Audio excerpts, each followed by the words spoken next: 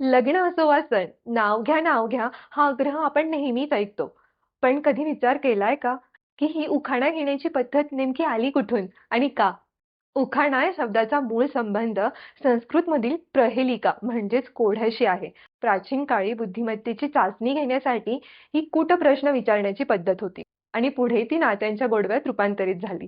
यामागे एक महत्त्वाचं सामाजिक कारणही होतं. पूर्वी पतीचं नाव थेट घेणं अनादराचं लक्षण मानलं जाई. पण आपल्या पतीचं नाव आदराने कसं घ्यायचं? यातून मग काव्यात्मक उखाण्यांचा जन्म झाला. मराठी लोकसंस्कृतीत उखाणा म्हणजे केवळ नाव घेणं नाही, तर ते एक शब्दधन आहे.